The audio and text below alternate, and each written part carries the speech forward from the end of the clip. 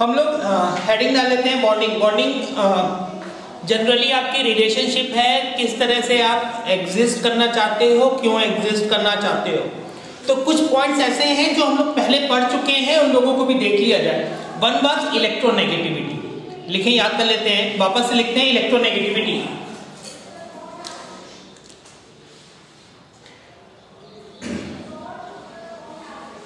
Electronegativity was the force with which you pull your bonded electrons. It was the force with which you pull your bonded electrons. और poly scale पे हमारी जो values थी वो 1 से 4 थी। कुछ पॉली स्केल पे जो हमारी वैल्यूज थी वो 1 से 4 थी। देखिए जो वैल्यूज थी 1 से 4 सजेस्ट कर रही थी कि हर आदमी इलेक्ट्रॉन अपनी तरफ खींचना चाहता है। ये चीज वहां इस डाटा से कंफर्म हो रही थी कि हर एटम इलेक्ट्रॉन क्या करना चाहता है, खींचना चाहता है। तो ये स्टेटमेंट लिखे, हर एटम इलेक्ट्रॉन खींचना चाहता है। हम छोटे छोटे उसके बारे में पहले फिक्स पॉइंट बना लें कि एटम्स करना क्या चाहते हैं, क्यों करना चाहते हैं। ठीक है, सेकेंड पॉइंट था हमारा आयनाइजेशन पोटेंशियल। लिखें ionisation potential. What was ionisation potential?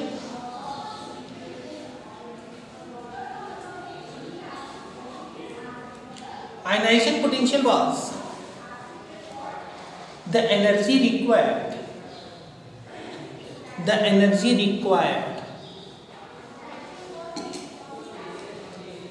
to remove the electron completely from the last shell। ठीक है,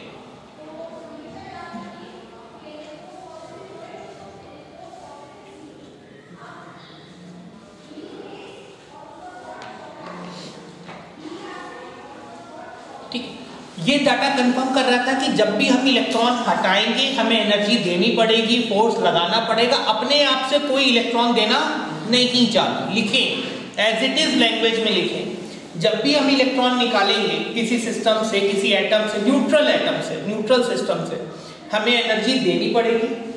बिना एनर्जी दिए हम इलेक्ट्रॉन निकाल पाने में कामयाब नहीं हो पाएंगे।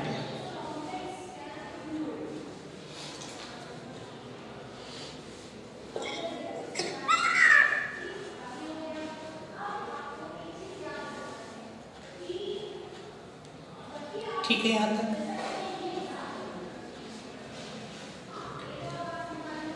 Electron affinity. इलेक्ट्रॉन एफिनिटी हमने कहा था द एनर्जी रिलीज्ड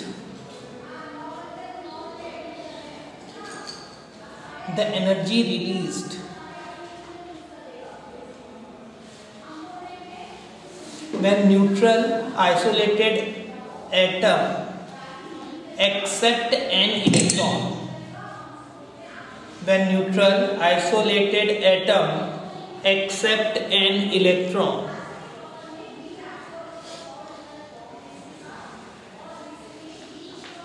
ठीक है। अब लेट्स सपोज मैं बात करूं, इलेक्ट्रॉन एफिनिटी हर बार नेगेटिव नहीं थी, कंफर्म नहीं था। सेकेंड ग्रुप के लिए, नाइट्रोजन के लिए और इनर्ट गैसेस के लिए कैसा आ रहा था, पॉजिटिव आ रहा था। ठीक है, यानी कि हर आदमी पूरा इलेक्ट्रॉन छीन करके अपने पास लेना चाहता है, इसकी गारंटी नहीं है। पर इलेक्ट्रोनेगेटिविटी ने सजेस्ट किया कि बुलाना जरूर चाहता है। ठीक है, बुलाना जरूर चाहता है। घर पे रखने वाली कंडीशंस में ज्यादातर लोग ज्यादा सेटिस्फाई हो रहे हैं, एनर्जी रिलीज कर रहे हैं। पर कुछ कंडीशंस ऐसे भी हैं कि बुलाना चाहता है लेकिन रखना नहीं चाहता। फिर भी देन अगेन अगर मैं यहाँ पे बात करूं कि कितने लोग इलेक्ट्रॉन देना चाहते हैं और कितने इलेक्ट्रॉन लेना चाहते हैं, तो किस तरीके की जनता हमें दिखाई दे रही है एटम्स के पॉइंट ऑफ व्यू में। हम कहते थे ना कि नॉन मेटल्स जो हैं इलेक्ट्रॉन देते हैं और नॉन मेटल्स लेते हैं। हमें ऐसा कहीं मिला, कोई कंडीशंस मिली तीनों थर्मोडायनेमिक डाटा से कि जो ये सजेस्ट कर रहा हो कि ये आदमी इलेक्ट्रॉन देना चाहता है? ऐसा कहीं से भी सजेस्ट नहीं हो रहा। सबके सब क्या करना चाहते हैं, किसी न किसी रूप में इलेक्ट्रॉन को लेना चाहते हैं, कोई थोड़ा कोई ज्यादा। लिखें इस बात को, ये तीनों डाटा बिल्कुल भी सजेस्ट नहीं कर रहे कि कोई भी आदमी इलेक्ट्रॉन देने में इंटरेस्टेड है।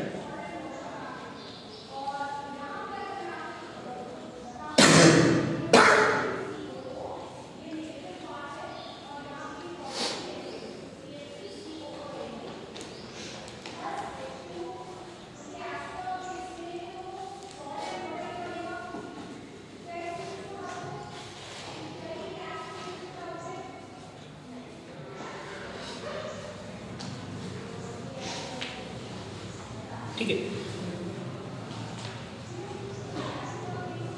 कितने लोग यहाँ पे पतंग उड़ाते हैं? नहीं, आसिफ इकबाल जी की है। ठीक है, पतंग कितने लोग उड़ाते हैं? ठीक, चलिए। पतंग के साथ एक चीजें कभी कभी करते थे, छोटे से ईंटे पे सद्दी बांध देते थे या धागा बांध देते थे और उसे लड़ाते थे। क्या कहते हैं आप उसे? रिंगन कहते हैं। मतलब उसको फिर लड़ाते थे ना कि मैं जीत, हाँ नहीं, वो तो हाथ में पकड़ते थे, वो तो एक अलग चीज थी।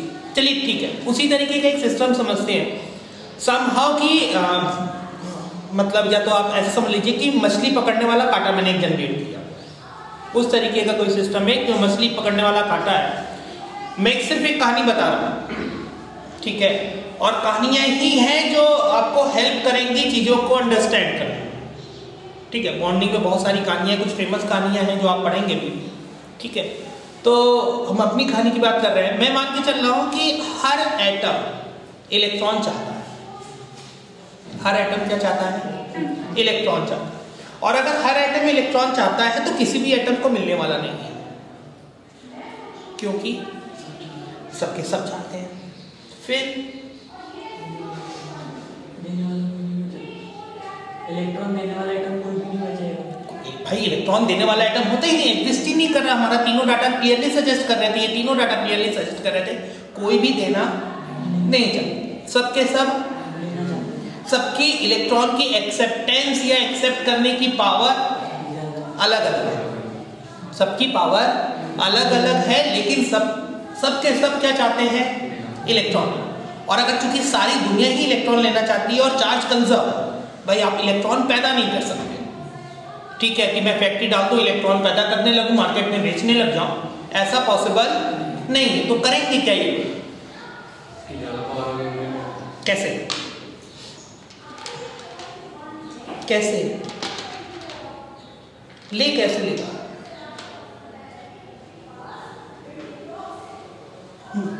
सर जैसे कि आप मुझसे ज़्यादा ताकतवर हो तो आप मुझसे कोई मेरा सामान ले सकते हो। वैसे ही सर एटम्स में बेटा आपको उसके लिए मेरे को फंसाना भी तो पड़ेगा। मैंने मान लिया मैं आपसे ज़्यादा ताकतवर हूँ, मैं आपसे इलेक्ट्रॉन छीनना चाहता हूँ, देन केस अगेन मुझे क्या करना पड़ेगा? फंसाना पड़ेगा। और फंसाने के लिए क्या करना पड़ेगा?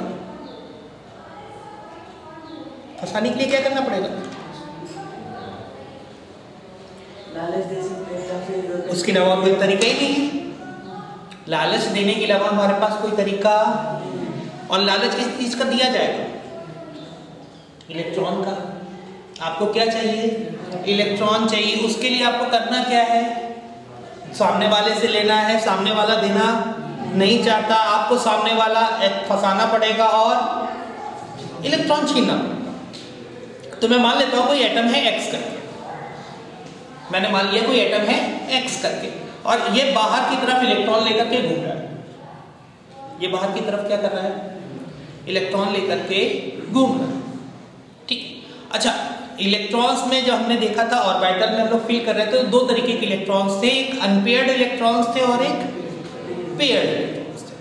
अगर सारे इलेक्ट्रॉन्स पेयर्ड होंगे, पेयर्ड और अनपेयर्ड में से कौन इजीली रिएक्ट कर सकता है? अनपेयर्ड। कौन इजीली रिएक्ट कर सकता है?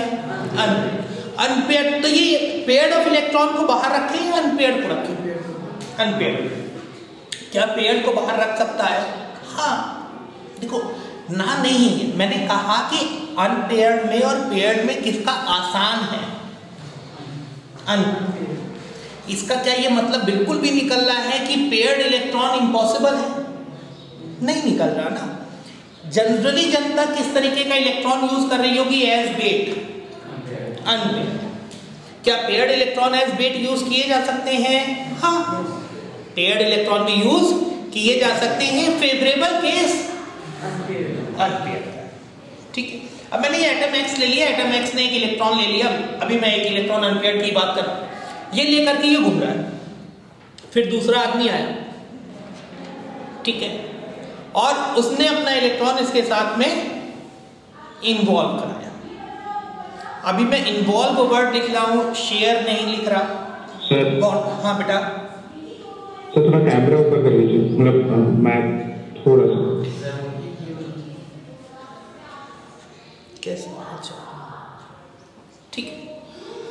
तो एक सिस्टम में अपना इलेक्ट्रॉन लाया, दूसरे सिस्टम के इलेक्ट्रॉन के साथ में उसने इन्वॉल्व कराया।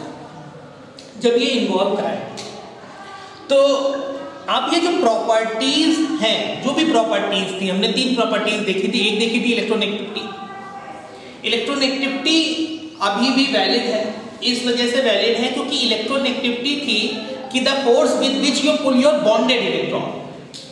ठीक है, यानी कि बॉन्डिंग से उसे फर्क नहीं पड़ रहा, वो एक्चुअली में वो प्रॉपर्टी एग्जिस्टेंस में तभी आती थी जब बॉन्डिंग या शेयरिंग या इन्वॉल्वमेंट होना स्टार्ट होता था।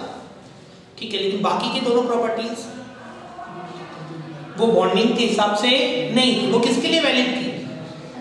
एटम के लिए। वो बॉन्डेड सिस्टम या two way system, two nuclei system के लिए वैलिड नहीं। सबसे पहले तो यहां ये देखा जाए, लेट्स सपोज कि 2 एटम्स हैं और मैं अभी मान के चल रहा हूं कि दोनों करीब करीब एक जैसे, एग्जैक्टली एक जैसे तो मैं हाइड्रोजन ले लेता, वो भी ठीक ही रहता, लेकिन करीब करीब 2 एटम्स हैं जो एक जैसे हैं और ये दोनों एक दूसरे को अप्रोच कर रहे हैं, ये दोनों एक दूसरे को अप्रोच कर रहे हैं और कुछ भी हो रहा हो, सारी कहानी पोटेंशियल एनर्जी की रहती है, ये हमेशा जानते हैं, सारी कहानी पोटेंशियल एनर्जी की रहती है। तो हम सबसे पहले पोटेंशियल एनर्जी का ग्राफ खींचे, पोटेंशियल एनर्जी चेंजेस का ग्राफ खींचे, जहां पे मैं मान रहा हूं कि ए अप्रोच कर रहा है एटम ए को, ऑलमोस्ट ए जैसे को या ए डैश को, ठीक है, और the distance initially was infinite, initial distance was infinite. Infinite इसलिए लिया कि भाई इस ए का इस ए पे कोई फर्क नहीं पड़ रहा था, पहले नहीं पड़ा था, बाद में पास आना स्टार्ट हुआ, कुछ ना कुछ फर्क पड़ना स्टार्ट होगा। ठीक है, अच्छा यहाँ पे फोर्सेस क्या होंगे? ए का न्यूक्लियस होगा, बाहर की तरफ इलेक्ट्रॉनिक सिस्टम होगा, मैं सिर्फ एक सिस्टम दिखा रहा हूँ यहाँ पर। इसी तरह इस ए डैश का एक न्यूक्लियस होगा और यहाँ पे इलेक्ट्रॉन होंगे। ठीक है, न्यूक्लियस और न्यूक्लियस के बीच का फोर्स कैसा होगा? Force between nucleus and nucleus will be repulsive. Force between nucleus and electrons of other attractive. Force between electron of first one and nucleus of second one attractive. And force between electron and electrons of each other repulsive. Confirm? ये 4 forces होंगे हमारे। ठीक है, अच्छा distance change करोगे तो forces change होना start होंगे, इलेक्ट्रोस्टैटिक फोर्सेस हैं। ठीक है, और अभी मैं यहाँ पे मैग्नेटिक सिस्टम की बात नहीं कर रहा हूँ। ठीक है, मुझे बहुत ज़्यादा बात करने की जरूरत भी नहीं है, मैं एक स्टेटमेंट यूज कर सकता हूँ कि मैग्नेटिक जो है वो सिर्फ टाइम लैप्स है इलेक्ट्रोस्टैटिक का, तो जरूरत भी नहीं है फिर उसके बाद मुझे। लेकिन ये 4 फोर्सेस का नेट रिजल्टेंट चाहिए, मैं एक नेट रिजल्टिंग फोर्स निकालूं और उसको इंटीग्रेट करूं कहां से कहां तक, इनफाइनाइट से किसी डिस्टेंस r तक, तो मुझे पोटेंशियल एनर्जी मिल रही होगी। पोटेंशियल एनर्जी कहां से कहां वेरी कर रही है और इट विल बी कॉम्प्लिकेटेड, तो यहाँ इसकी मैथमेटिक्स नहीं कर रहा। The normally the graph turns out to be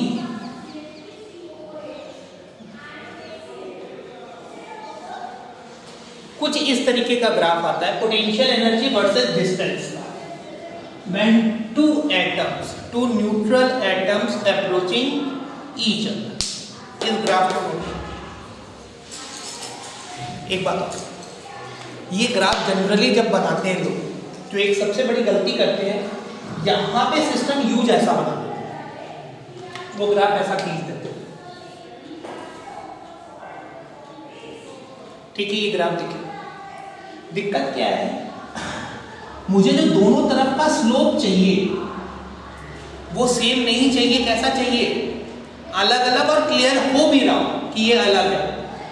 left hand side पे जो स्लोप है वो कैसा है? काफी शार्प है, जबकि राइट हैंड साइड पे उतना शार्प ये चीज दिखनी चाहिए आपके ग्राफ में। नोट कीजिए।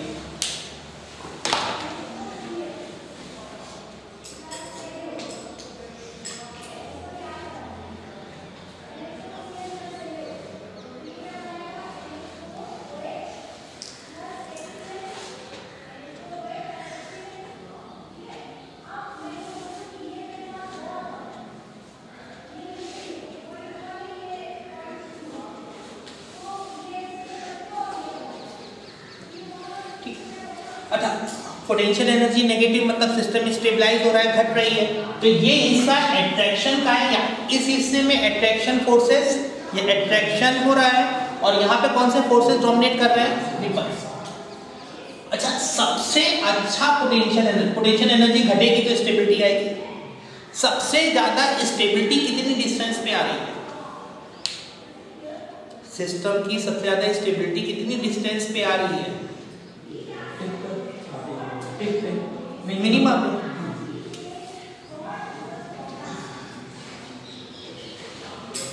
मैं इसको बॉन्ड लेंथ ना तय करके आइडियल बॉन्ड लेंथ कह लूं। मैं इसको क्या कह लूं? Ideal bond length. Ideal bond length का मतलब है अच्छा है कि एटम इतनी डिस्टेंस पे आकर के दोनों एटम अलग अलग से रुक जाए। पक्का? इससे और पास आएंगे तो बहुत घाटा नहीं है, लेकिन घाटा होना स्टार्ट हो, और बहुत ज्यादा पास आ जाएंगे तो ठीक है। The graph is under assumption कि distances does not approach nuclear forces. अभी मैं मान के चल रहा हूं न्यूक्लियर फोर्सेस यहाँ पे एक्ट नहीं कर सकती हैं। न्यूक्लियर फोर्सेस बहुत ही छोटी डिस्टेंस पे एक्ट करती हैं, यहाँ पे एक्ट नहीं कर रही। यहाँ पे मैं सिर्फ और सिर्फ कौन से फोर्सेस की बात कर रहा हूँ? इलेक्ट्रोस्टैटिक, कूलॉम्बिक। पक्का?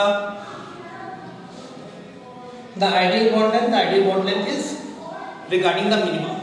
जहां पे भी आपका मिनिमम आ रहा होगा वो आइडियल बॉन्ड लेंथ जनरेट कर रहा है।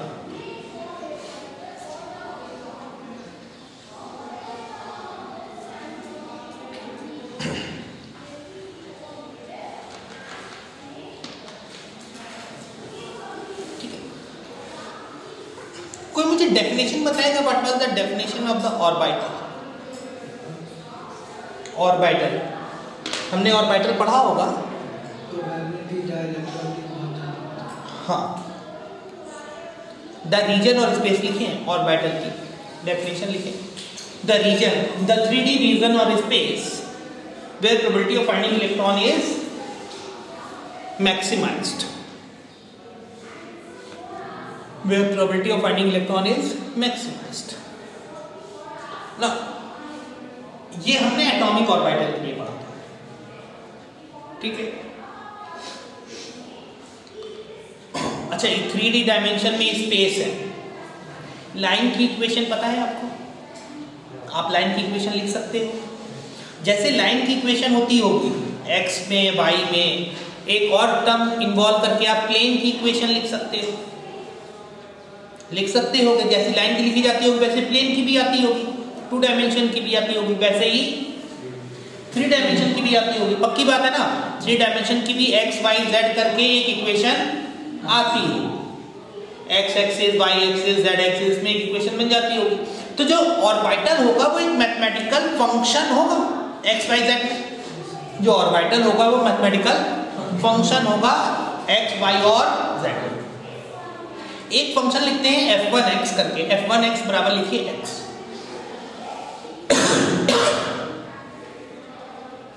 ग्राफ बना लीजिए छोटा सा इसका। y is equal to x, graph बना लीजिए। fx is equal to x का बना लिया। एक फंक्शन लिखिए x स्क्वायर, ग्राफ बना लीजिए। एक फंक्शन लिखिए log x, ग्राफ आता हो तो बना लीजिए।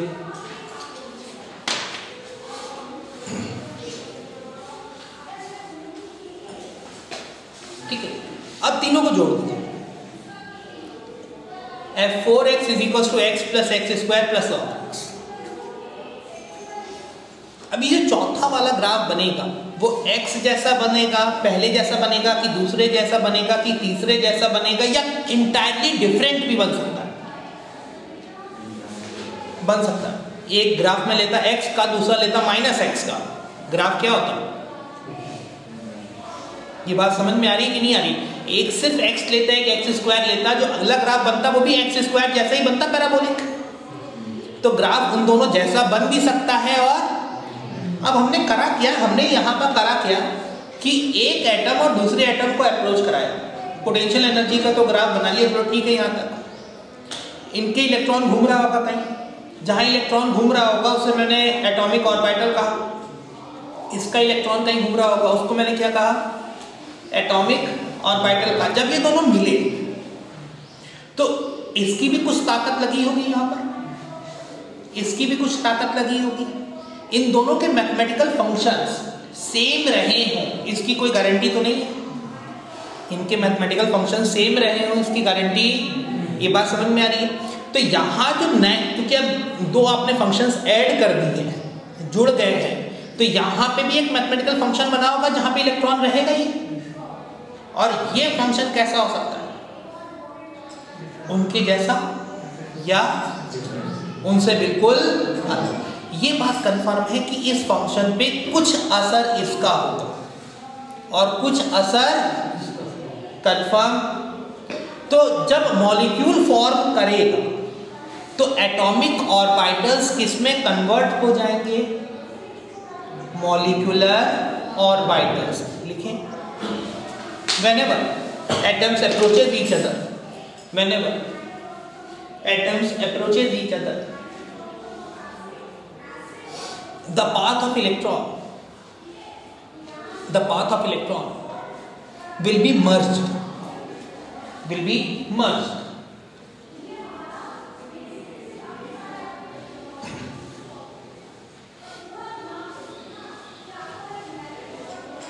and we will say a new type of orbital will generate,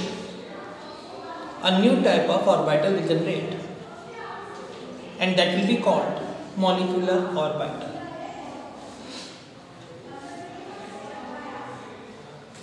And that will be called molecular orbital.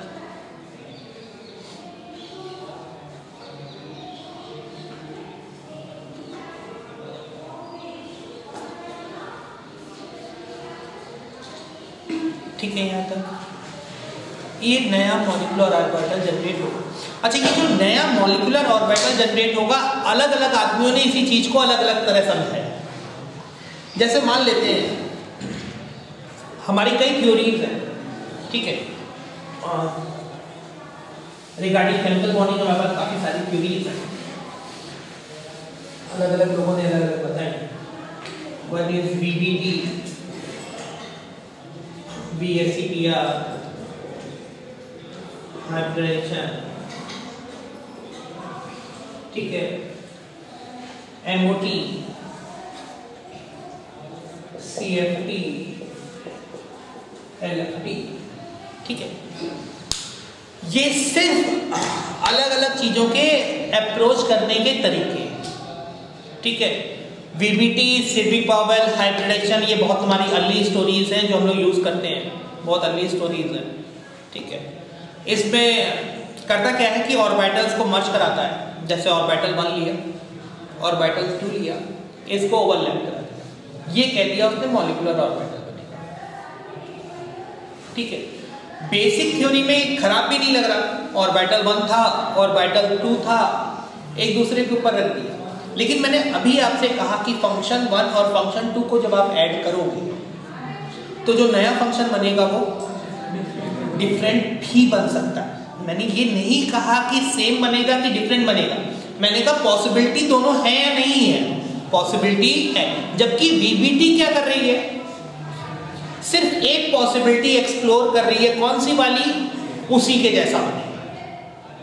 VBT सिर्फ एक ही पॉसिबिलिटी एक्सप्लोर कर रही है, और जब तक तुम सारी पॉसिबिलिटीज एक्सप्लोर नहीं करोगे क्या आप गारंटी से कह सकते हो आप सही आंसर निकाल रहे हो?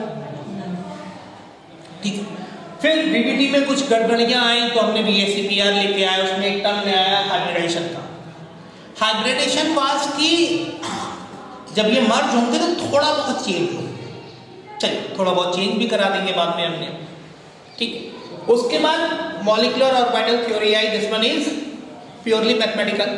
फंक्शन लिया, फंक्शन F1 लिया, फंक्शन F2 लिया, जोड़ा, नया ग्राफ बना दिया, ठीक है। इसमें दिक्कत क्या है, बहुत कॉम्प्लिकेटेड ग्राफ होगा तो कहां से बनाओगे? हमने एटॉमिक ऑर्बिटल में एक भी फंक्शन आपको आता है भाई? सबसे सिंपलेस्ट ऑफ द ऑर्बिटल होगा 1s, सबसे सिंपलेस्ट ऑफ द ऑर्बिटल होगा 1s। 1s का फंक्शन किसी को याद है? नहीं, हम में से किसी भी बच्चे को 1s का फंक्शन याद नहीं। यहां पे मान लीजिए कि 8-10 फंक्शन हुए, 8-10 अलग अलग ऑर्बिटल आए, ठीक है, 8-10 अलग अलग ऑर्बिटल आए। फिर आपने कहा कि सारे ऑर्बिटल्स के फंक्शन निकालो, फंक्शन निकाल करके सॉल्व करो, सॉल्व करके आंसर बताओ, ठीक है। एक सिंपल सा मॉलिक्यूल हमारे लिए कितना टाइम लेने लगेगा? महीनों का, ठीक है। सॉल्व करना हमारे लिए पॉसिबल नहीं। जैसे मान लेते हैं इसी मॉलिक्यूल की बात करें, बड़ा अच्छा सा मॉलिक्यूल है, साइक्लोब्यूटेन है, ठीक है। कितने आदमी दिखाई दे रहे हैं अभी आपको?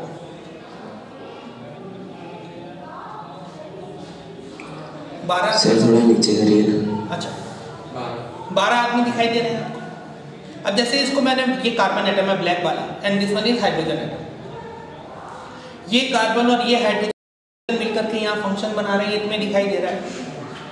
ये जो फंक्शन होगा, यहाँ इलेक्ट्रॉन चार्ज डेंसिटी होगी पक्का, यहाँ इलेक्ट्रॉन चार्ज डेंसिटी होगी, ये एक दूसरे को रिपेल कर रही होगी, सीधी सी बात है, ये एक दूसरे को रिपेल भी कर रही होगी।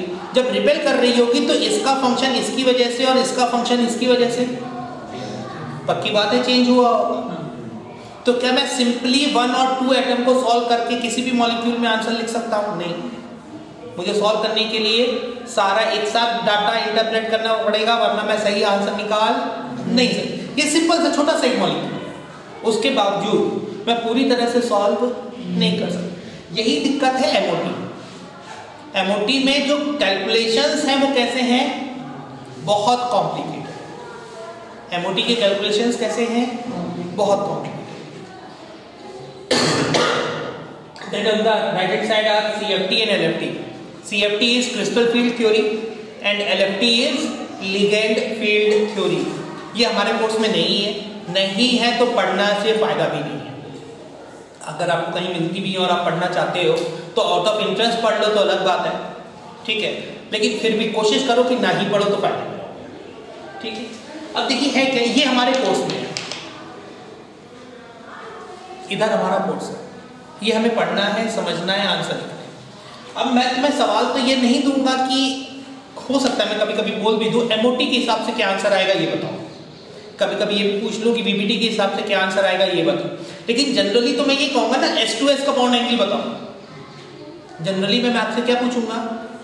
S2S का बॉन्ड एंगल बताओ। अब आपके साथ एक कंफ्यूजन ये होगा कि आप फिर कौन सी थ्योरी यूज करोगे, ठीक है। तो इस चीज को लिख लो, अगर सिस्टम में 2 एटम्स हैं, अगर आपका मॉलिक्यूल या आयनिक स्पीसी ऐसी है जिसमें कितने एटम्स हैं? 2 से ज्यादा नहीं है, तो कौन सी आपको थ्योरी अप्लाई करनी है? एमओटी, ठीक है। और 2 से ज्यादा है तो आपको क्या अप्लाई करना है? इसको सिंगल एक थ्योरी मान करके लिखो, ये आपस में चेंज होते हुए सिंगल थ्योरी की तरह वर्क करते हैं आज की डेट में। इसको सिंगल थ्योरी की तरह लिखिए, ठीक है।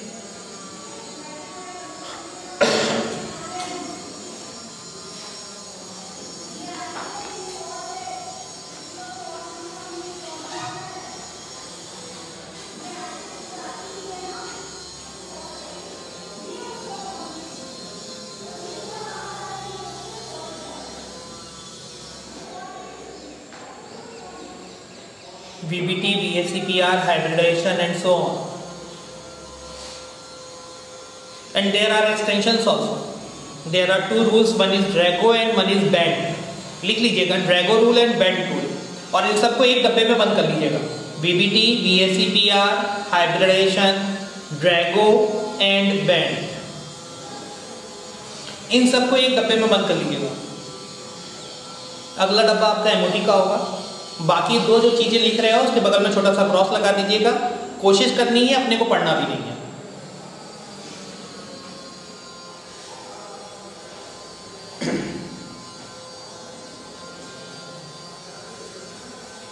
ठीक है यहां तक. अच्छा, नोट कर लिया इतना. अच्छा देखिए, वापस से थोड़ा सा और थर्मोडायनामिक टर्म पे चलें. कोई रिएक्शन आकर करेगी कि नहीं होगी, कोई प्रोसेस होगी कि नहीं होगी, जब हम बात कर रहे थे तो बात हम लोग ने पोटेंशियल एनर्जी पे ना करके गिब्स फ्री एनर्जी पे बात की थी. हमने किस पे बात की थी? गिब्स फ्री एनर्जी पे. गिब्स फ्री एनर्जी अगर पॉजिटिव आता है, डेल्टा जी का चेंज पॉजिटिव आता है तो प्रोसेस नहीं होगा. डेल्टा जी नेगेटिव आता है तो प्रोसेस होगा. डेल्टा जी जीरो आता है तो सिस्टम कहां पर है? इक्विलिब्रियम. ना आगे जा रहा होगा इफेक्टिवली, ना पीछे जा रहा. अच्छा, डेल्टा जी का फॉर्मूला किसी को याद है? एंथैल्पी के टर्म में delta G was delta H minus T delta S.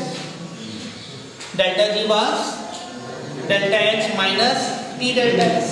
Delta H किस टर्म को चेक कर रहा होगा? पोटेंशियल एनर्जी को. एनर्जी कितनी घटी बढ़ी है, ठीक है. और दूसरा टर्म और इंपॉर्टेंट कौन होगा? और दूसरा टर्म कौन इंपॉर्टेंट होगा? एंट्रोपी.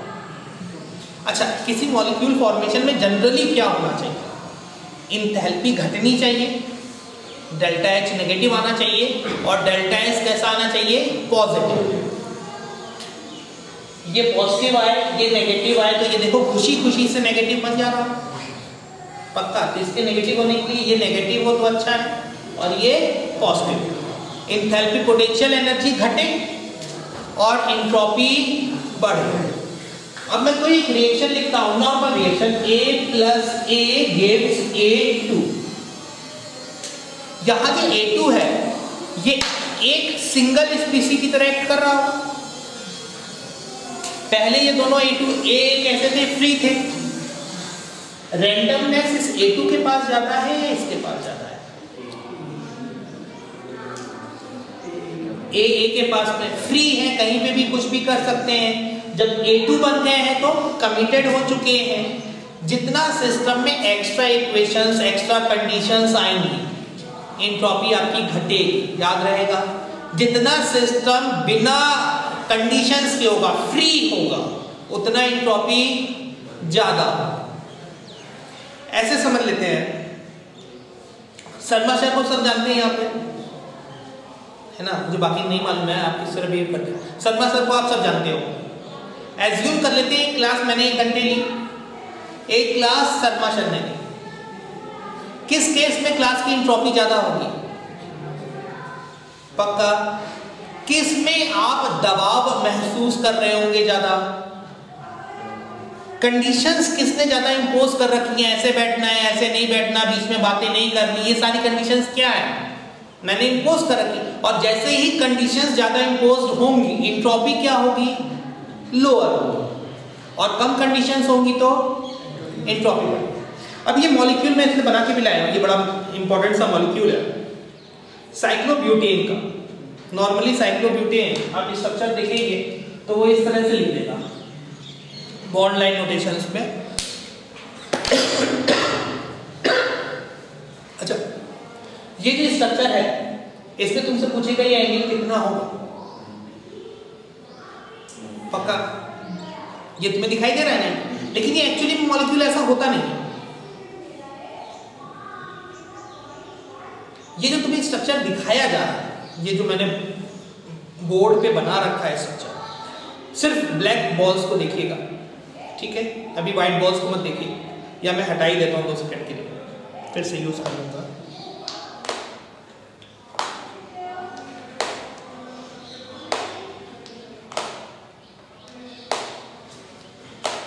तुम्हें ये स्ट्रक्चर दिखाएगा,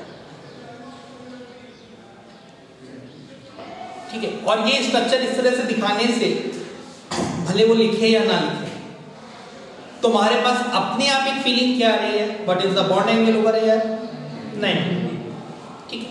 अच्छा, कार्बन का नेचुरल बॉन्ड एंगल कितना होता है, कितना एंगल बनाना चाहता था, 109, कितना बनाना चाहता था 109, कितना बना रहा है यहाँ पे ही, कितना बना रहा है।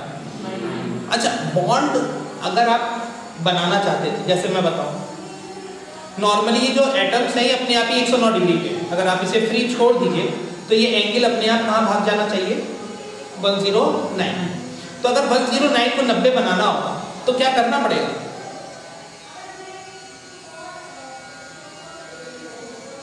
फोर्स करना पड़ेगा। इतनी सी बात समझ में आ रही है, ठीक है।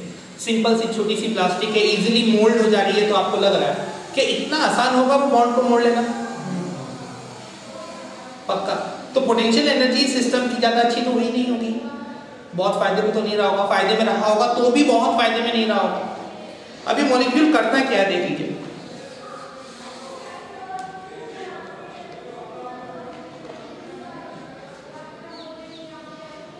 कभी हम लोगों ने एक बॉल आती है, 2 कलर बॉल्स होती हैं, मतलब रेड और ग्रीन मान लेते हैं 1 सेकेंड के लिए। उस बॉल को हवा में फेंकिए, जैसे ग्रीन कलर की बॉल है, हवा में फेंकिए, वापस पकड़ेंगे तो वो रेड कलर की दिखाई दे जाएगी, अगली बार फेंकेंगे तो वापस बुलाएंगे तो ग्रीन कलर की आ रही, उसके कलर इंटरचेंज होते रहते हैं। किसी ने देखा है इस तरीके का? नहीं दिखता।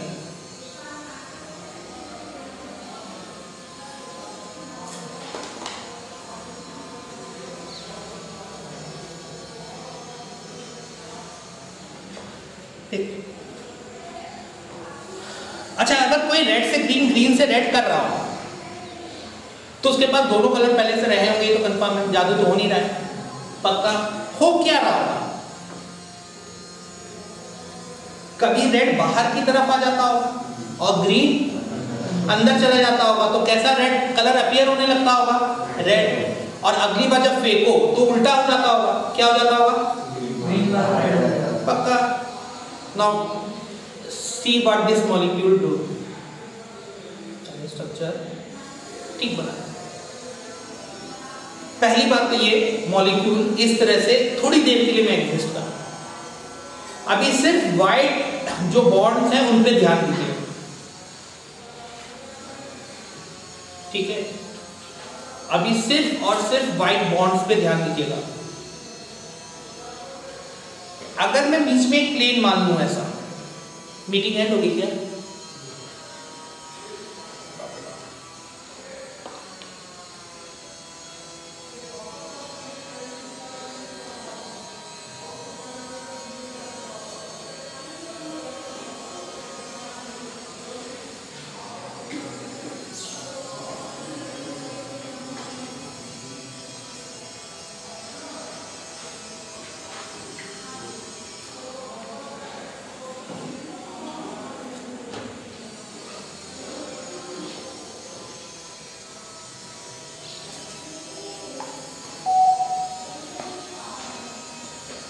ठीक, मुझे मालूम में नहीं ज्वाइन कर पा रहे कि नहीं कर पा रहे, मैं फिर से देख लूँगा। देन सिर्फ वाइट वाले बॉन्ड्स को ध्यान दीजिए। मैं यहाँ से ये बॉल्स हटा देता हूँ सो दैट आपको कंफ्यूजन कम हो। यार वीडियो ऑफ है, वीडियो ऑफ है, इधर अब भाई साहब का वीडियो ऑन करो।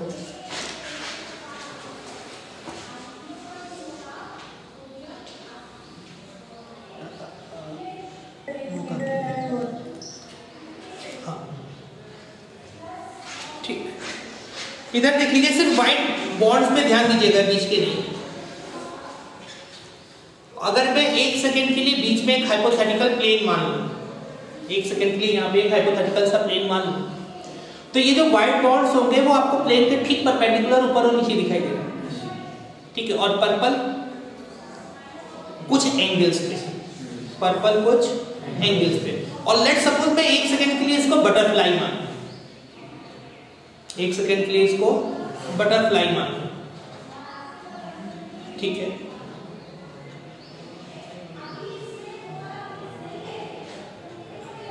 अब जरा देखिए, बात समझ में? एक सिंपल से स्ट्रक्चर है, ये सजेस्ट कर रहा है कि चीजें आपस में एक दूसरे के साथ में स्पेस या ओरिएंटेशंस क्या कर सकते हैं, डिफर। और जब इस तरीके का सिस्टम होता है, जब हम स्टेट या ओरिएंटेशंस डिफर करते हैं, ठीक है, बाय रोटेटिंग या by doing something, so we generally use a term flipping. We generally use a term flipping. This one is side 1 or type 1. This one is type.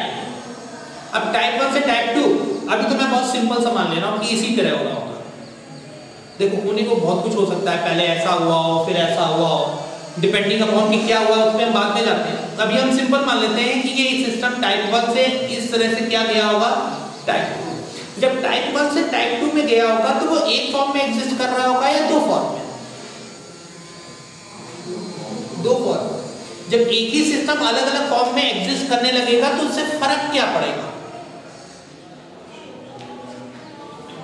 एक ही system अलग अलग form में exist करने लगेगा तो उससे फर्क क्या पड़ेगा?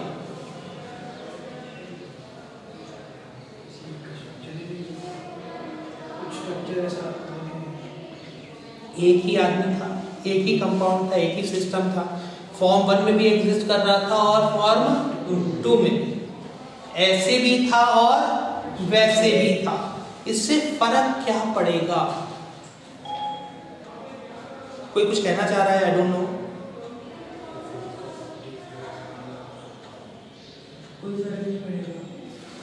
बहुत फर्क पड़ेगा भैया। फिजिकल प्रॉपर्टीज, चलो ठीक है फिजिकल प्रॉपर्टीज, लेकिन यहाँ हमारे लिए बहुत इंपॉर्टेंट टर्म है। इसको देखो, इस इक्वेशन को देखो, एंट्रोपी क्या होगा? बढ़ जाएगा भाई। एंट्रोपी मैंने 3 डेफिनेशंस लिखाई थी। One of the definition was number of permutations in which a molecule can exist या सिस्टम कैन एग्जिस्ट। और जैसे ही सिस्टम अलग अलग फॉर्म में रह सकता, एक से ज्यादा फॉर्म में रह सकता हो, उस सिस्टम की एंट्रोपी क्या होगी? बढ़ने लगी। बात क्लियर समझ में आ रही है?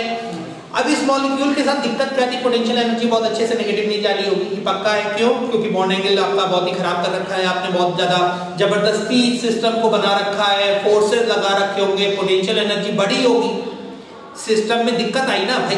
कोई जबरदस्ती आपको दबाएगा तो आपका सिस्टम की पोटेंशियल एनर्जी बढ़ी होगी, तो पोटेंशियल एनर्जी से बहुत फायदा नहीं था। तो इस मॉलिक्यूल पोटेंशियल एनर्जी के हिसाब से इसको एग्जिस्ट करने में दिक्कत आ रही होगी। पोटेंशियल एनर्जी के हिसाब से इस मॉलिक्यूल को क्या करने में दिक्कत आ रही होगी? एग्जिस्ट करने में दिक्कत आ रही होगी। दिक्कत आ रही होगी तो इसने एक नई कहानी बनाती। हम ऐसे रहते ही नहीं, हम क्या करने लगते हैं?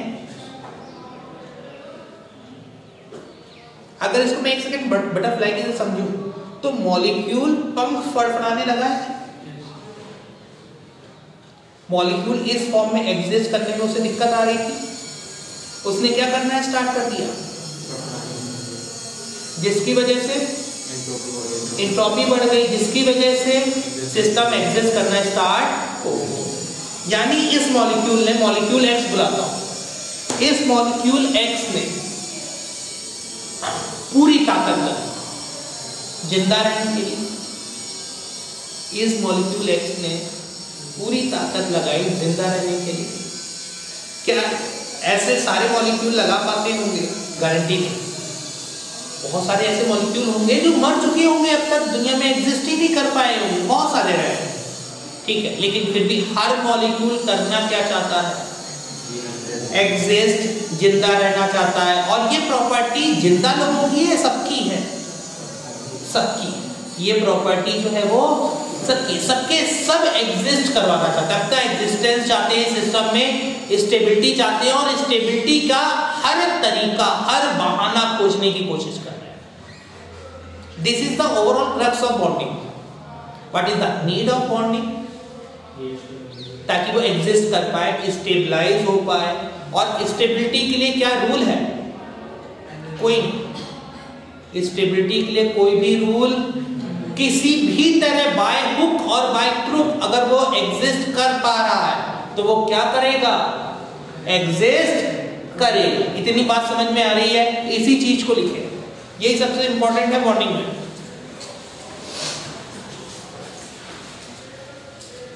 अगर किसी मॉलिक्यूल के पास दो तरीके हो, पाथ 1 हो एग्जिस्ट करने का और पाथ 2 हो एग्जिस्ट करने का, तो वो क्या करेगा? पाथ 1 चूज करेगा या पाथ 2? दोनों में जो फायदेमंद होगा वो ज्यादातर चूज करेगा और चूज दोनों करेगा। जैसे मान लीजिए मैं आपसे कहता, आज से 50,000 साल पहले एक कबीला था, दुनिया में एक ही कबीला था जहां पे ह्यूमैनिटी एग्जिस्ट करती थी। उसको दो रास्ते मिले, इधर से जाकर के भी एग्जिस्ट कर सकता है, दूसरा रास्ता मिला इधर चलते हैं तो एग्जिस्ट अच्छे से कर सकते हैं। एक थोड़ा अच्छा लग रहा था, एक थोड़ा खराब लग रहा था, तो क्या सारे के सारे आदमी उसी रास्ते से गए होंगे जो रास्ता अच्छा लग रहा होगा? पक्का आधे आधे गए होंगे, इस बात की गारंटी कौन देगा? सॉल्व करेगा मैथमेटिकल फंक्शन तो ठीक है।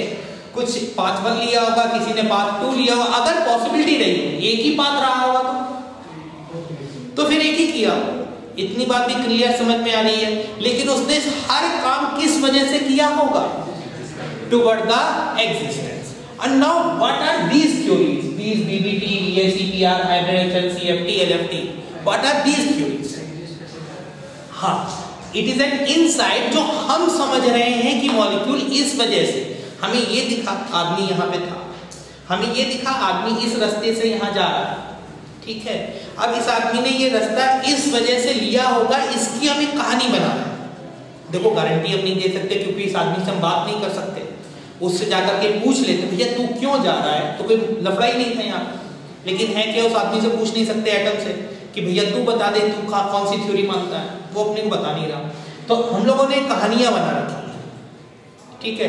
कुछ कहानियां हमारी सैकड़ों साल पुरानी हैं, कुछ थोड़ी सी नई हैं, कुछ ज्यादा सही केसेस में बैठती हैं, कुछ खराब बैठती हैं। द मैक्सिमम जो कहानी सबसे ज्यादा परसेंटेज केसेस में वैलिड आती है, that percentage is nearly 28%. Now this one is a very low number, 28%. मतलब कोई भी कहानी मैक्सिमम कितने केसेस में सही आंसर दे पाती है? 28। इसका मतलब अभी भी हमारे पास कितनी दुनिया है सही करने के लिए, और हम दुनिया सही नहीं कर रहे, सिर्फ कहानी सही बना। हम जो समझ रहे हैं अभी, हमारी जो समझ है वो बहुत अच्छे से डेवलप नहीं, ठीक से नोट कीजिए।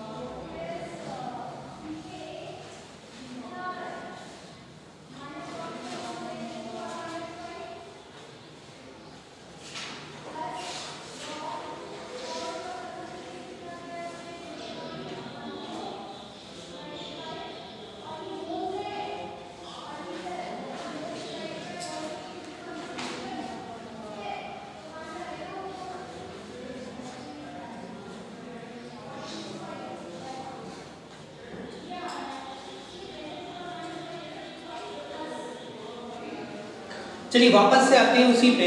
हमने कहा कि आदमी होगा, आदमी को इलेक्ट्रॉन चाहिए, इलेक्ट्रॉन चाहने के लिए उसे क्या करना पड़ेगा? सामने वाले से लेना पड़ेगा, देना कोई चाहता नहीं है। एक ही तरीका है, किसी तरह सामने वाले को बेवकूफ बनाए। पक्का जब बेवकूफ बनाने जा रहे होगे तो इस बात की क्या गारंटी है कि तुम बेवकूफ बना पाओगे या तुम खुद बेवकूफ बन जाओगे? क्या हो सकता है? दोनों पॉसिबल। पक्का मान लीजिए मैं गया, ठीक है, मैं जस्ट एक यूनिवर्स में आया अपना एक इलेक्ट्रॉन लेकर के, और इलेक्ट्रॉन चाहिएगा। मैंने इलेक्ट्रॉन चिल्लाना स्टार्ट किया कि भाई आ जाओ, तुम मेरे पास मेरा इलेक्ट्रॉन लेने आओगे, मैं तुम्हारा छीन लूंगा। नहीं सोच करके इलेक्ट्रॉन चिल्लाना स्टार्ट किया, सामने कोई आया और मेरा इलेक्ट्रॉन लेके चला गया। तो ऐसा कब हुआ? ऐसा कब हुआ? ताकतवर रहा हो। अभी इलेक्ट्रोनेगेटिविटी वगैरह पे बात नहीं करते। अच्छा, अब सामने वाला हम इस तरह से मानते हैं कि दो आदमी है x करके, एक x है एक y है, इसका एक इलेक्ट्रॉन था, इसका एक इलेक्ट्रॉन था, ठीक है। ये पास में आए, ठीक है, और ये पास में आने के बाद में ये इनका इलेक्ट्रॉन का सिस्टम जनरेट हो गया, ठीक है। अब क्या होगा, छीनना स्टार्ट हो। x क्या करेगा, अपनी तरफ छीनेगा, y अपनी तरफ छीनेगा। इसकी ताकत मैंने मान ली कि 2 है और इसकी ताकत मैंने मान ली 2.2। पहले वाले की ताकत मैंने कितनी मान ली, 2 है, और दूसरे वाले की ताकत मैंने क्या मान ली, 2.2। ये 2.2 किस चीज की ताकत है, इलेक्ट्रॉन को खींचने की। ये किसकी ताकत है, इलेक्ट्रॉन को खींचने। अच्छा, अगर मैं आपसे कहूं एक पॉजिटिव चार्ज स्पीसी एक कैटायन है, एक न्यूट्रल स्पीसी है और एक एनायन है, इलेक्ट्रॉन को छीनने की ताकत किसकी ज्यादा होगी, कैटायन की ज्यादा होगी कि न्यूट्रल स्पीसी की ज्यादा होगी कि एनायन की ज्यादा होगी? क्या पॉजिटिव चार्ज होगा तो इलेक्ट्रॉन और ताकत से खींचेगा, इलेक्ट्रोस्टैटिक फोर्स भी उसको सपोर्ट कर रहा होगा, और एनायन की ताकत खराब होगी। अब ये इलेक्ट्रॉन मैंने मान लिया कि ये जो टोटल डिस्टेंस थी, डिस्टेंस ये कुछ 100 डिस्टेंस यूनिट मान ली, तो अभी इलेक्ट्रॉन कहाँ है, अभी इलेक्ट्रॉन मैंने मान लिया स्टार्टिंग में कहां पर है, दोनों से 50-50 मीटर दूर पे, 50-50 यूनिट दूर पे। किसकी ताकत ज्यादा है, y की ताकत ज्यादा होगी तो क्या होगा, उसकी तरफ बढ़ना स्टार्ट होगा, उसकी तरफ बढ़ना स्टार्ट होगा y की तरफ। y पहले न्यूट्रल था, x भी न्यूट्रल था, ठीक है। x का और y का स्टार्टिंग में बराबर परसेंटेज था, 50-50% परसेंटेज था इन दोनों इलेक्ट्रॉन पे, मतलब x का भी एक इफेक्टिवली आ रहा था, y का भी इफेक्टिवली एक आ रहा था। जब ये इलेक्ट्रॉन का सिस्टम, ये दो इलेक्ट्रॉन y की तरफ मूव करना स्टार्ट करेंगे, जब y की तरफ मूव करना स्टार्ट करेंगे तो किसका हक बढ़ता जा रहा होगा इन इलेक्ट्रॉन्स पे, y का हक धीरे धीरे बढ़ रहा होगा, और x का हक, तो ऐसा लग रहा होगा जैसे x इलेक्ट्रॉन लूज कर रहा है, ऐसा लग रहा होगा कि x इलेक्ट्रॉन लूज कर रहा है और y इलेक्ट्रॉन गेन कर रहा है। मैंने मान लिया कि अब ये इलेक्ट्रॉन ऐसी जगह पहुंच गया है जहां से उससे y की दूरी 48 रह गई है, और x से दूरी कितनी हो गई, मैंने मान लिया 52, मैंने मान लिया x से दूरी 52 हो गई और y से, तो इस समय y न्यूट्रल स्पीसी की तरह एक्ट कर रहा होगा या थोड़ा अलग हो जाएगा, थोड़ा सा अलग हो जाएगा, थोड़ा सा उसके ऊपर में नेगेटिव चार्ज की परसेंटेज बढ़ जाएगी, और x के ऊपर में, अब हम इसको पार्शियल चार्जेस कह रहे हैं, हम यहाँ पे वर्ड क्या यूज कर रहे हैं, पार्शियल, क्योंकि पूरा चार्ज एक इलेक्ट्रॉन का तो चेंज हुआ नहीं होगा, तो यहाँ पर मैं पार्शियल चार्ज कह रहा हूँ। So the y will start showing some negative charge and x will start showing some positive charge. Confirm, कुछ पॉजिटिव चार्ज दिखाई दे रहा होगा, कुछ नेगेटिव चार्ज दिखाई दे रहा होगा। जब नेगेटिव चार्ज आना स्टार्ट होगा y के ऊपर, तो y की ताकत 2.2 ही रहेगी, क्या होगा नल, जब y के ऊपर ये आपका पार्शियल नेगेटिव चार्ज आना स्टार्ट होगा तो सर तो थोड़ा सा कम खींचेगा, उसकी ताकत कम होने लगेगी, उतनी ताकत से वो अब खींच नहीं पाएगा, सीधी सी बात है। So the power of y will start decreasing, ये वैल्यू डिक्रीज करना स्टार्ट हो जाएगी एंड साइमल्टेनियसली x की बढ़ेगी, पक्का, थोड़ा और मान लिया, थोड़ा और मान लिया, अल्टीमेटली क्या होगा,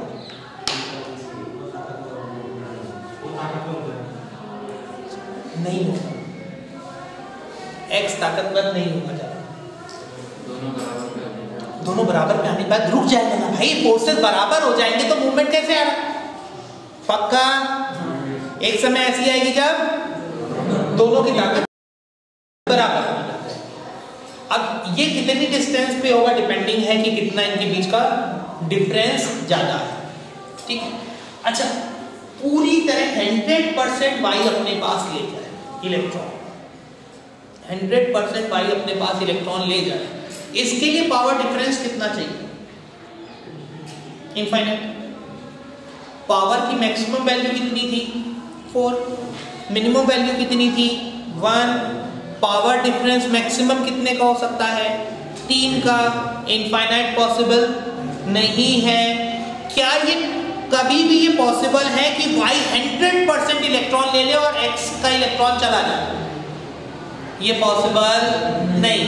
अगर y पूरी तरह इलेक्ट्रॉन ले लेता और x दे देता तो किस तरीके का बॉन्ड आप बोलते, कौन सा बना है? आयनिक। आप क्या वर्ड यूज करते हैं? Ionic bond. Perfect. 100% ionic bond बनने के लिए परफेक्ट क्या रिक्वायरमेंट है? The power difference must be infinite, जो कि पॉसिबल आयनिक बॉन्ड हो सकता है। आयनिक बॉन्ड हो, क्योंकि जैसे ही हल्का फुल्का भी शिफ्ट हुआ, थोड़ा बहुत भी शिफ्ट हुआ तो बराबर बराबर का परसेंटेज तो रहा नहीं, बराबर बराबर का परसेंटेज नहीं पक्का, तो कुछ ना कुछ आयनिक तो ही है। 100% आयनिक कभी नहीं बन सकता। सबसे पहले तो लिखिए, ये फिगर बना लीजिए 2.2 से घट रहा होगा, ये बढ़ रहा होगा, and there is a very good chance कि ये बहुत जल्द क्या हो जाएंगे? बराबर, न्यूट्रल नहीं थे। ये हमेशा ही न्यूट्रल थे। ओवरऑल स्पीसी तो न्यूट्रल ही थी। बैलेंस।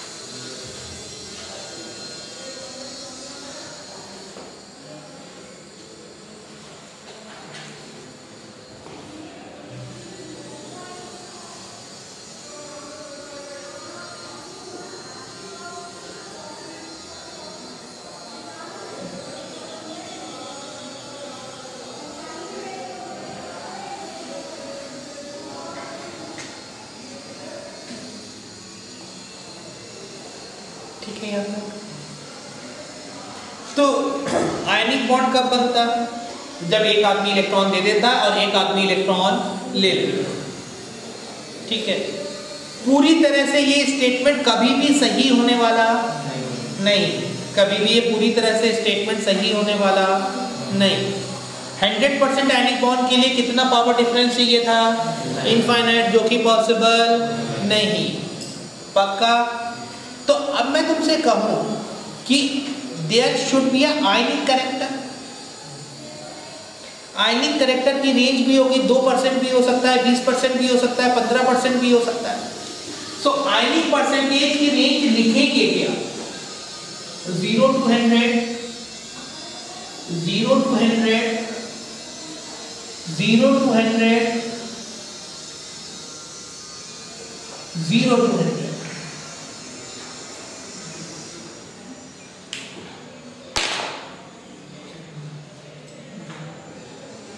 हम आयनिक परसेंटेज की रेंज क्या लिखेंगे? भाई 0 से 100 तक जा सकता है, क्यों नहीं? समझ में भी आ रहा है। अभी हमने कुछ प्रूव किया, बाकी आप देखिए। आप मुझे बताइए इन चारों में से सबसे सही ऑप्शन कौन सा है? How will you right the range of percentage ionic character? Second सही है। 0 पे ओपन आप कह रहे हो ब्रैकेट, 0 पे आप क्या कह रहे हो? ओपन पे। मतलब आप ये कह रहे हो कि 0 आयनिक कैरेक्टर का भी बॉन्ड नहीं बन सकता। मतलब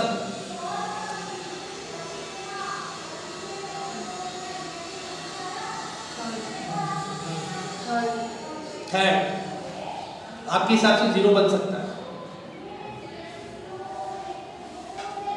क्यों आपको लग रहा है 0 बन सकता है? बिल्कुल सही बात है, Kritika Patidar ji. On the very first look and for the common जनता the statement seems very true also. जो आपने पहली बार सोचा, जो कॉमन जनता होती, नॉर्मल जनता होती जिसे कहते हैं, वो बिल्कुल सही सोच रहे हो आप उसके हिसाब से, ठीक है। सही आंसर और गलत आंसर हो ये बात नहीं है, जनता वाला आंसर जरूर है। अब बताओ गड़बड़ी क्या है इसमें?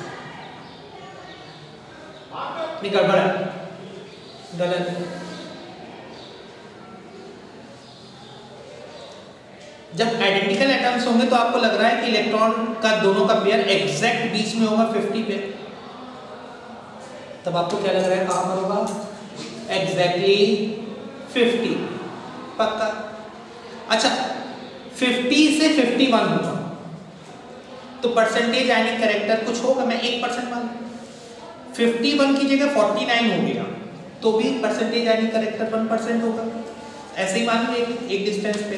और 50 पे कितना होगा? 0 होगा। इलेक्ट्रॉन स्टैटिक होगा या डायनेमिक होगा? इधर भी फ्लक्चुएट कर रहा होगा, उसकी मीन पोजीशन 50 होगी। इधर गया तो परसेंटेज आयनिक कैरेक्टर 1 आ गया, इधर आया तो 0 हो गया, इधर गया तो -1% नहीं हुआ, फिर से कितना हो गया? 1% हो गया। और फिर तुमने करोगे क्या कि इसका क्या निकालोगे? एवरेज। और एवरेज निकालोगे तो फिर से आंसर क्या आ जाएगा? पक्का। तो ये कॉमन मिसकंसेप्शन होता है कि जब आइडेंटिकल एटम्स हो, कॉमन मिसकंसेप्शन क्या है कि जब आइडेंटिकल एटम्स हो तो परसेंटेज आयनिक कैरेक्टर कितना आना चाहिए? 0, जबकि परसेंटेज आयनिक कैरेक्टर कभी 0 भी नहीं हो सकता। तो the correct answer is option B. कोई भी बॉन्ड परफेक्टली आयनिक या परफेक्टली कोवलेंट नहीं हो सकता।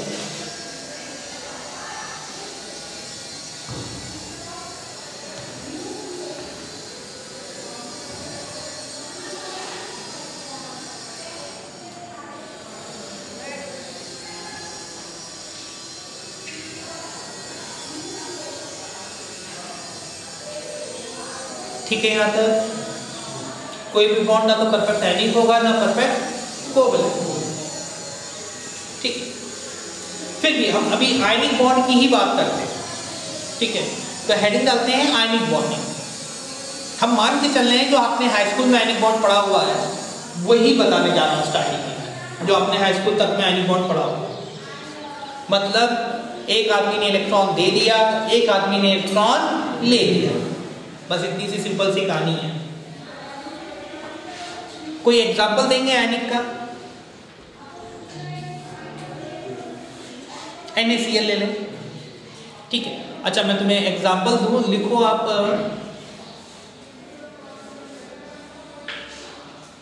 Caesium fluoride CSF।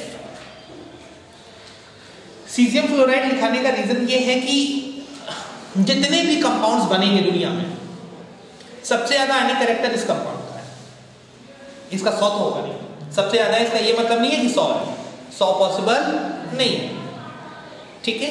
लेकिन हाँ फिर भी माना जा सकता है, इसके रिगार्डिंग बाकी सबको नंबरिंग की जा सकती है, ठीक है। सीजियम फ्लोराइड ये वो कंपाउंड है जिसका आयनिक कैरेक्टर कैसा होगा? सबसे ज्यादा, ठीक है। सीजियम फ्लोराइड में किसने इलेक्ट्रॉन दे दिया है? सीजियम ने, और फ्लोराइड ने इलेक्ट्रॉन ले लिया, पक्का। तो caesium fluoride is basically combination of caesium plus and fluoride minus. अभी हम मान के चल रहे हैं आपकी कहानी सही थी।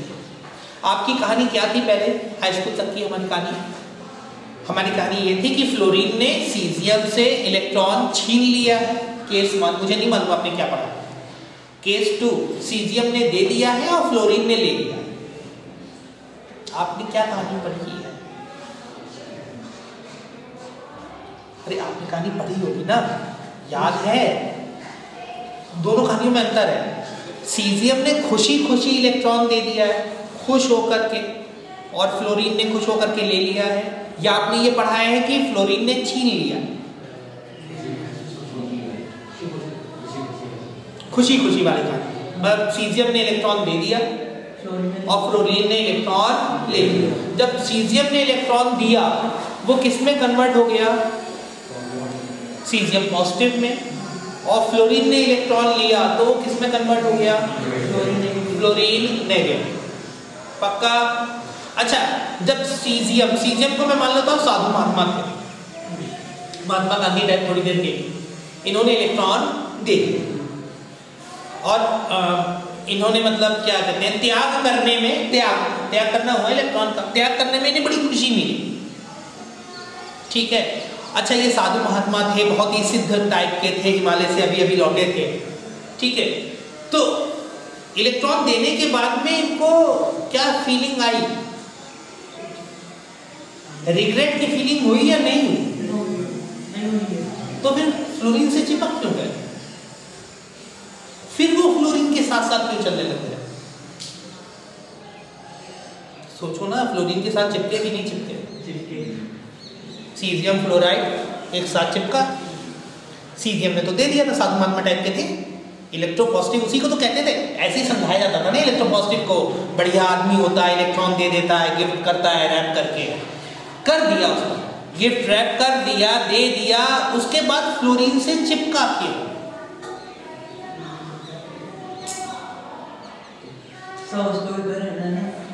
कहाँ रहना है?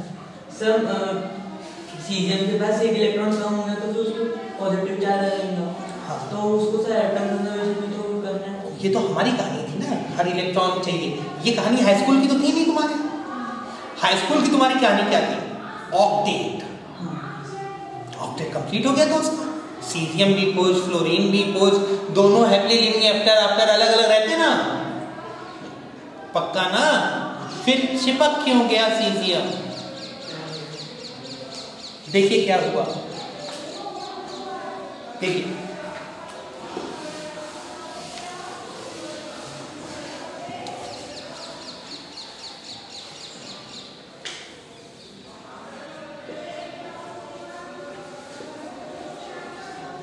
ये कुछ कहानी थी, ये कुछ कहानी थी।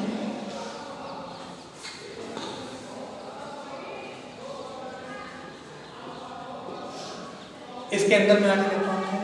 इसने क्या किया? ये इलेक्ट्रॉन दे दिया, ये इलेक्ट्रॉन यहां से गया। अभी देखो सिर्फ इतनी कहानी नहीं है। जब ये इलेक्ट्रॉन इसने दे दिया, इस सिस्टम पे न्यूक्लियर चार्ज बढ़ गया। न्यूक्लियर चार्ज बढ़ गया तो इसकी ताकत इलेक्ट्रॉन्स पे बढ़ गई। जब ताकत इलेक्ट्रॉन्स पे बढ़ गई तो सीजियम का साइज घटने लग गया। सीजियम में radius of caesium and radius of caesium plus कौन बड़ा होगा? सीजियम। पक्का? कंफर्म? सीजियम प्लस एक तो इस वजह से भी छोटा होगा कि बाहर के इलेक्ट्रॉन चला गया, उतनी जगह तो कम हुई, उससे भी और कम हुई। क्यों? पावर बढ़ गई थी। ये इलेक्ट्रॉन किसको मिला? फ्लोरीन। एक इलेक्ट्रॉन एक्स्ट्रा आ गया। अब क्या हुआ?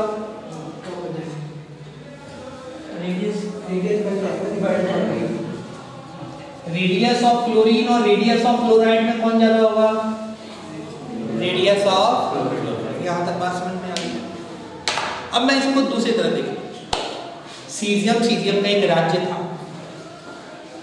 सीजियम का एक राज्य था, चारों तरफ फैला हुआ था। ठीक है। उसके इलेक्ट्रॉन आपस में रिपेल करते थे। उन रिपेलिंग इलेक्ट्रॉन्स को रोकने के लिए उसके पास क्या था? केंद्र में सरकार थी, न्यूक्लियस था, वहां पे कौन बैठा रखा था उसने? प्रोटॉन्स। न्यूट्रॉन्स थोड़े ना खींच रहे थे, न्यूट्रॉन्स तो मतलब दूसरे काम के लिए थे। इलेक्ट्रॉन को कंट्रोल करने के लिए कौन थे? प्रोटॉन्स रखे हुए थे। लेकिन ये इलेक्ट्रॉन्स जाना चाह रहे थे, चला गया भैया इधर। आपने कहा ये इलेक्ट्रोपॉजिटिव होता है, इसका इलेक्ट्रॉन जाना चाहता है, चला गया। लेकिन जाने के बाद तुरंत क्या हुआ? इसका खून खोला। पक्का? अब ये क्या करेगा? अब इसे बाहर से, अब देखो ये वापस से न्यूट्रल होना चाह रहा है, ये इलेक्ट्रॉन खींच रहा है।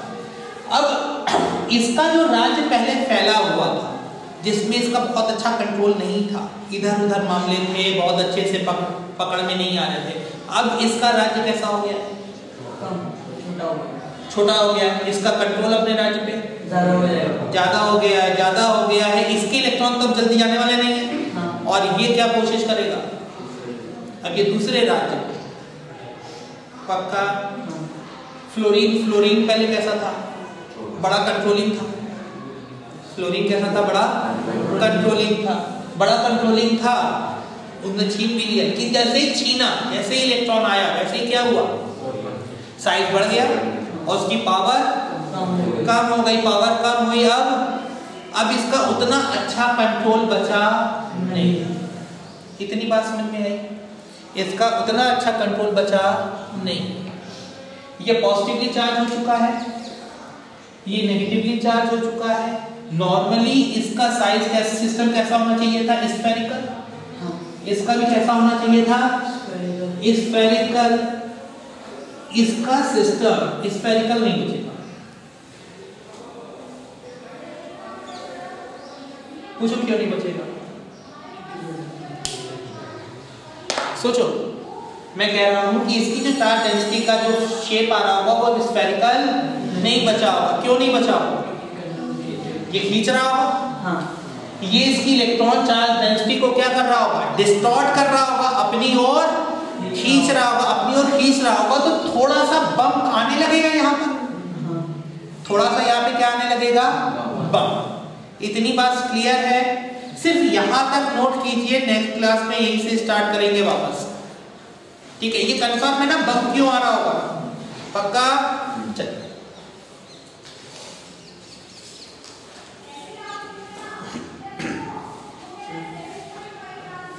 स्टेबल बनने के लिए कर रहे हैं। कौन? ये जो कुछ भी बन रहा है वो सब स्टेबल के लिए बन रहा है। तो सर मतलब फ्लोरीन का तो वो हो गया ना? क्या फ्लोरीन का क्या हो गया? पावर छोड़ गई इसकी, मतलब वो अपने जो इलेक्ट्रॉन्स थे उस पे से। किसके इलेक्ट्रॉन्स थे? जो एक्स्ट्रा इलेक्ट्रॉन लिया उसने। हाँ, क्योंकि वो लेना चाहता था, ले लिया। पावर छोड़ गई ना उसकी, तो फिर ये तो क्या खाएगा? पवार साहब खड़े हो। पवार साहब, क्या क्या हॉबीज हैं आपकी? और बहुत सारी होती है। गाड़ी वाड़ी चलाते हो? कौन सी? वो बाइक और वो चलाता है। कौन सी बाइक है आपके पास? हाई ऑक्टेन बाइक सुनी है? सुनी होगी यार, नहीं सुनी है? हाई ऑक्टेन बाइक्स सुनी है ना? हाई ऑक्टेन बाइक्स मतलब